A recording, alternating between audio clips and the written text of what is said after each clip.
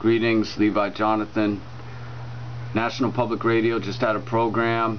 A man was on there from this NTIA.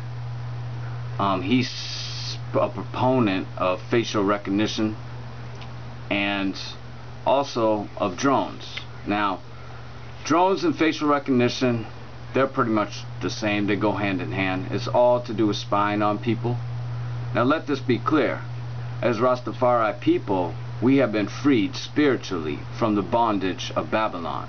Nevertheless, we're going into a physical bondage in this time.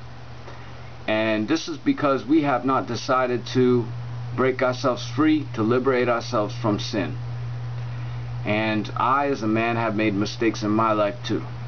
And now we all have to come together and we have to break ourselves free from sin so that we can clear our vision and not fog it up with these distractions that are being given to us, that are keeping us from this key of knowledge. The Christ talk about woe unto the lawyers, for they have kept the key of knowledge hidden.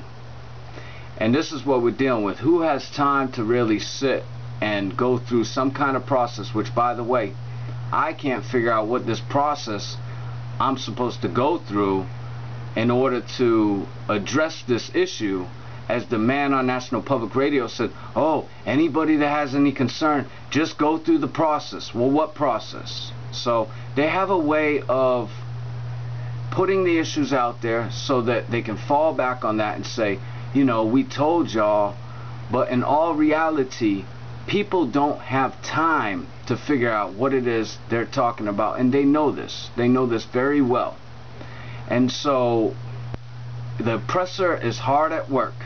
He is funding these entrepreneurs that are coming up with these products and these services that are benefiting those select few and keeping tabs on individuals. The oppressor knows that there are people that have freedom within their heart, within their blood, and we know that it's a good thing. And we know it's only a tipping point where we can overcome this bondage.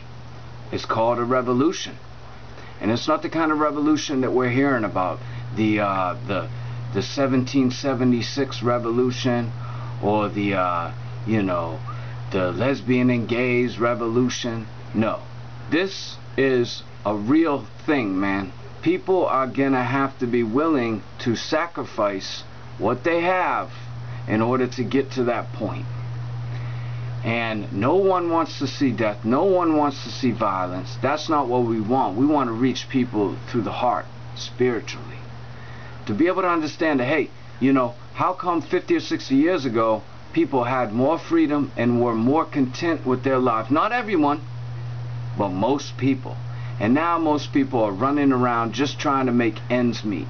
And of course they can pollute their head with the TV and all these things and pretend and look at man's devices and say, oh, we're moving forward, but really, to what benefit is it giving you? What benefit? So my whole thing with this Ross report was always that these technologies are benefiting the oppressor. They allow the oppressor's actions to go unnoticed, to go untapped. Well, the rest of us are being monitored all the time, and that allows the oppressor to continue to contain control, and quite frankly, it keeps the people divided. Now we know that Christ came for division, so it's not that everyone on the earth is going to come together, but us people, the Rasta people, the people that recognize the line of David, the inheritance and the seed forevermore, need to come together in this time. We need to organize. And we need to have some kind of a plan of action, because they certainly aren't going to give it to us. Babylon, you've gone wrong. Simple Majesty prepares.